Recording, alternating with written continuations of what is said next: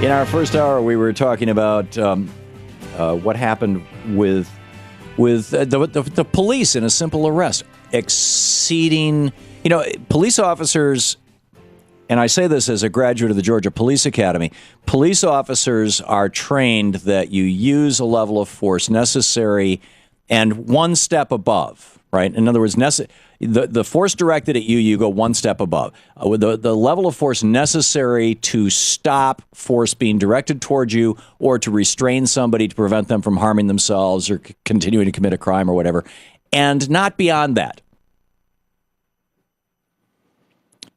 And, we will get back to that. But I think that there's this, and we had Jesse Ventura on a couple days ago.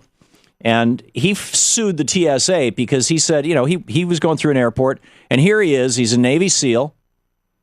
He's the former governor of the state of Minnesota, a U.S. citizen his entire life, born here.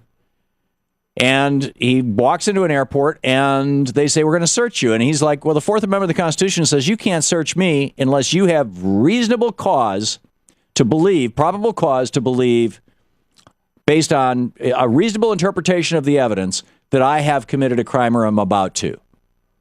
And they said, Governor, get in that X-ray machine. We're gonna put you through the Chertoff porno scanner. And he said no. And he took it to a federal court, and he said, this is a constitutional issue. This is my Fourth Amendment rights. And the court said, we don't rule. The federal court said, we're not going to rule on this because it's a constitutional issue. And he's like, wait a minute, that's what you're supposed to do. And so he's got his little protest going on this. Les Rayburn is with us, conservative commentator, describes himself occasionally as a political realist or a staunch conservative. Les, welcome to the program. Thank you for having me. What a great day.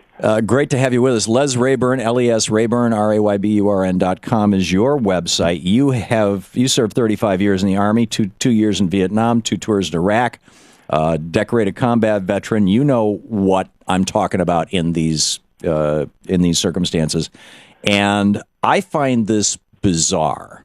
We're both old enough to remember a day when you could walk up to an airport, buy a ticket, and walk on an airplane. And you still can with Amtrak and buses and things. And it seems to me like we all went a little nuts after 9/11. We went insane. Yeah. We went past nuts. Yeah. This is insanity. And you know what? I'm not a big Jesse Ventura fan, but he's 100% correct. We walk into an airport now, and when you walk in the airport door, you take the Constitution and you put it in the shredder. Right. You are assumed to be guilty, and you have to demonstrate your innocence. And then it even gets, and I'm no fan of, who's the TV star the other day who got thrown off the American Airlines flight for turning his phone on, Alec Baldwin.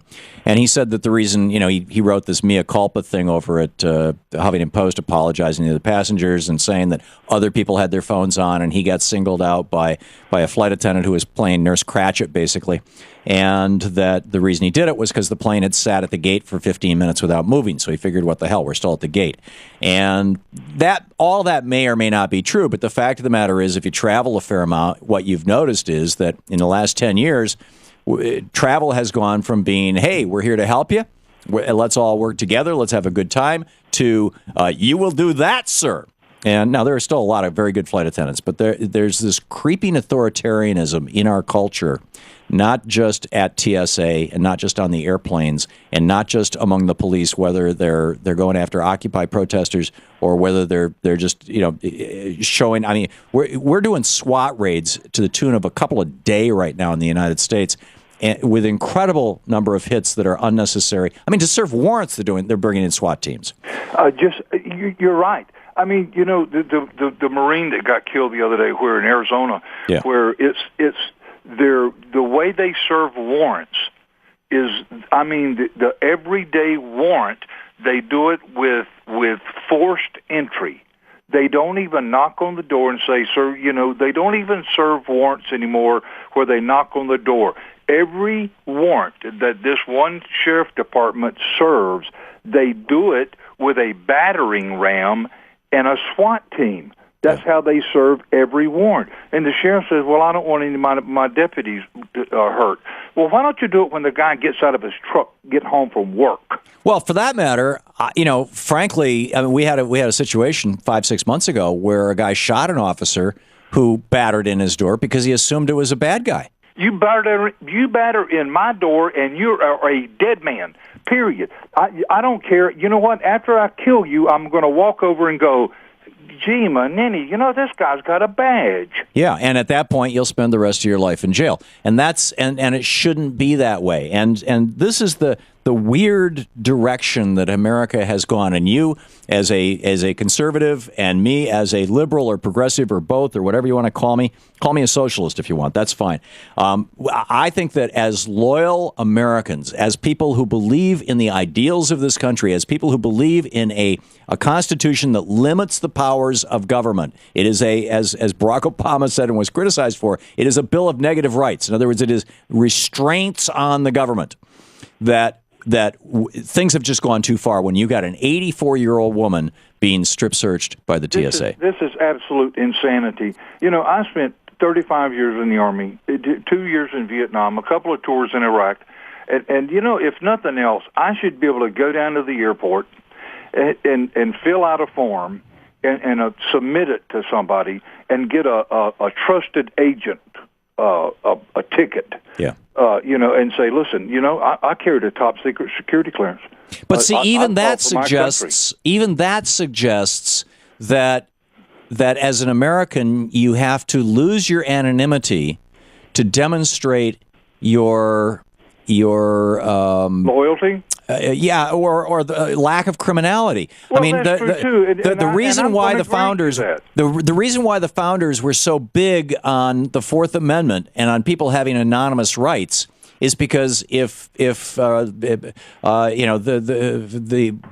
forgetting the name, Rusticus. If Rusticus, we still don't know who that guy was, who put those posters up in 1773 calling people to the Boston Tea Party, and in 1775 calling people, after the Boston Massacre in 1776, calling people to the American Revolution.